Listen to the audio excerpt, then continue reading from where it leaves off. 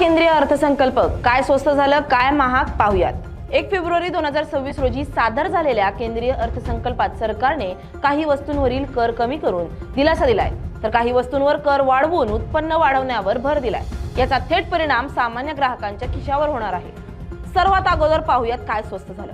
या अर्थसंकल्पात mobile phone, tablets आणि त्यांच्या कंपोनंट्सवर आयात शुल्क कमी करण्यात आले आहे। त्यामुळे मेड इन इंडिया स्मार्टफोन्स अधिक स्वस्त होण्याची शक्यता आहे। देशांतर्गत उत्पादनाला चालना देण्याचा हा प्रयत्न मानला जातोय। याशिवाय 17 कर्करोगावरील औषधं, मायक्रोवेव्ह ओव्हन, ईव्ही बॅटरी आणि सोलर पॅनल्स यांच्यावरही कर सवलत देण्यात आली आहे। यामुळे आरोग्य सेवा स्वस्त होण्यासोबतच हरित ऊर्जेला प्रोत्साहन मिळेल अशी अपेक्षा केली जाते। लेदर वस्तू, शू अपर्स, टेक्सटाईल, स्पोर्ट्स उपकरणं आणि वैयक्तिक आयातीवरील बेसिक कस्टम ड्युटी 20% 10% करण्यात आली आहे। त्यामुळे या वस्तूंच्या किमती कमी होण्याची शक्यता आहे। आता पाहूयात काय महाग झालं।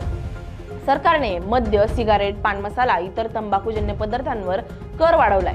आरोग्याच्या दृष्टीने हानिकारक असलेल्या वस्तूंवर जाणीवपूर्वक कर वाढवण्याची ही धोरणात्मक भूमिका मानली जाते। तसेच स्टॉक मार्केटमधील F&O ट्रेडिंगवर STT वाढवण्यात आली आहे। फ्युचर्सवर 0.05% आणि ऑप्शन्सवर 0.15% STT आकारली जाणार आहे। त्यामुळे अल्पकालीन सट्टेबाजीवर काही प्रमाणात आळा बसेल असा सरकारचा अंदाज आहे। याशिवाय आयातीत लक्झरी वस्तू, ई-रीडर्स, डिजिटल कॅमेरे आणि व्हिडिओ गेम्स महाग होणार आहेत। आयातीवर अवलंबित्व कमी करण्यासाठी आणि देशांतर्गत उत्पादनाला चालना देण्यासाठी हा निर्णय घेण्यात आलाय। या अर्थसंकल्पातून सरकारने एकीकडे उत्पादन, आरोग्य आणि हरित ऊर्जेला प्रोत्साहन दिले, तर दुसरीकडे लक्झरी वापर, व्यसनाधीन वस्तू आणि सट्टेबाजीवर नियंत्रण ठेवण्याचा प्रयत्न केलाय।